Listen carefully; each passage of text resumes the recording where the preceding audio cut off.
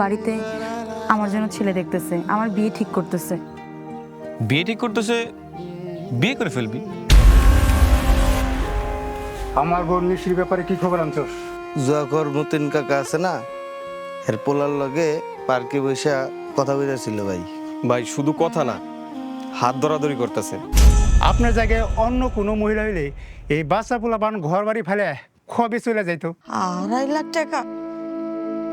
ও আল্লাহ, এত টাকা তো জীবনও দেই নাই। আর পারলে রোহানটা একটা ভালো চাকরির ব্যবস্থা করে দিও। ও সরে বাচ্চা, আমি গাছ ছায়া করুম। ওই চেয়ারম্যান মদ করে আমি বিয়ে করতে পারবো না।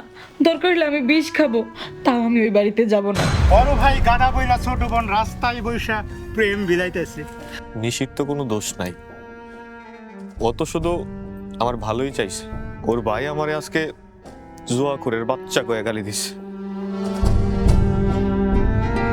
টাকা আদায় করতে এই রাশেদ জমদূত হইতেও জানে।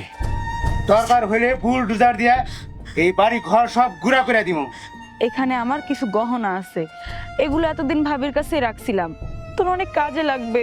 না নিশি, আমি এটা করতে পারবো না। তুমি আমার সাথে ইদানিং কুত্তার মতো ব্যবহার করতেছো কেন? কুত্তা আমি, তাই কুত্তার মতো ব্যবহার করি। মান সম্মান আছে আমার, আর এই টাকার জন্যই তো এত কিছু। এই টাকার জন্য গয়না শাড়ি অলংকার, এই যে মুরগির মাংস চাবাইতে পারতেছো।